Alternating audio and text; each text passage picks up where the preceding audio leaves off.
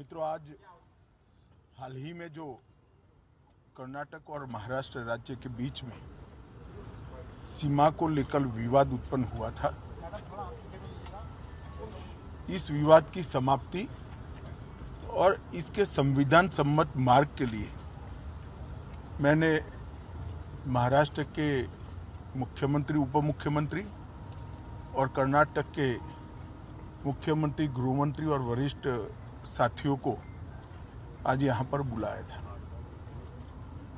दोनों पक्षों के साथ भारत सरकार के गृह विभाग के ऑफिसर की उपस्थिति में बहुत अच्छे माहौल में बात हुई है। दोनों मुख्यमंत्रियों ने सकारात्मक अप्रोच रखा है और कुल मिलाकर इस बात पर सहमति हुई है कि डिस्प्यूट के रास्ते और डिस्प्यूट का समाधान लोकतंत्र के अंदर रोड पर नहीं हो सकता, संविधान सम्मत मार्ग से हो सकता है।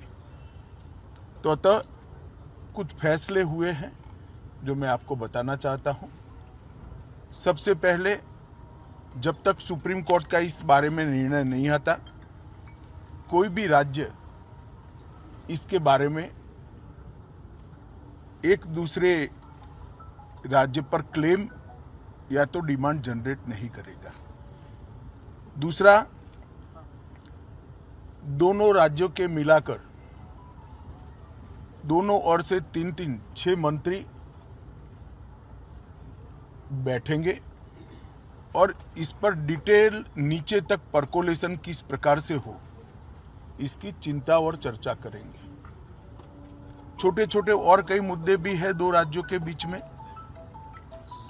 जो पड़ोसी राज्यों में आमतौर पर देखे जाते हैं।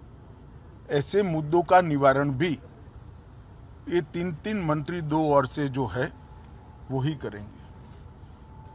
दोनों राज्यों में कानून और व्यवस्था की परिस्थिति ठीक रहे, अन्य भाषाभाषी आबादी को या तो यात्रियों को या व्यापारियों को किसी भी प्रकार की परेशानी न झेलनी पड़े, इसके लिए एक सीनियर आईपीएस अफसर की अध्यक्षता में दोनों राज्य कमेटी बनाने के लिए सहमत हुए हैं, जो कानून और व्यवस्था को संविधान के हिसाब से ठीक रखने में प्रयास करेंगे। जब मामलों की चर्चा भी हुई तो ये भी ध्यान में आया है कि पूरे मामले में फेक ट्विटर ने भी बहुत बड़ा रोल निभाया है। कुछ फेक ट्विटर्स सर्वोच्च नेताओं के नाम से जनरेट किए गए और इसको फैला दिए गए हैं।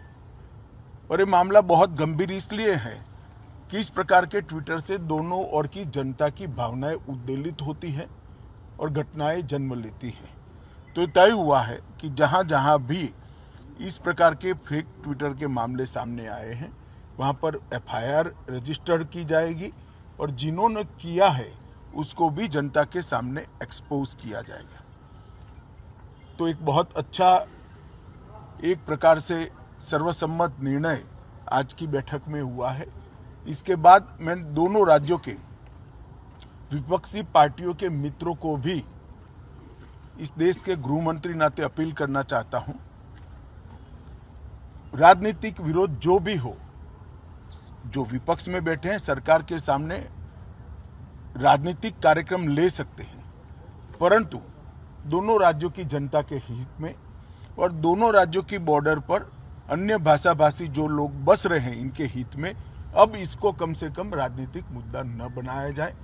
एक कमेटी जो बनी है वो कमेटी की चर्चा का आउटकम और सुप्रीम कोर्ट के फैसले का इंतजार किया जाए। मुझे विश्वास है कि दोनों राज्यों में कांग्रेस, एनसीपी और उद्धव ठाकरे जी का ग्रुप, ये सारे नेता इस बात में सहयोग करेंगे कि इस बात को राजनीतिक रंग न दिया जाए। धन्यवाद।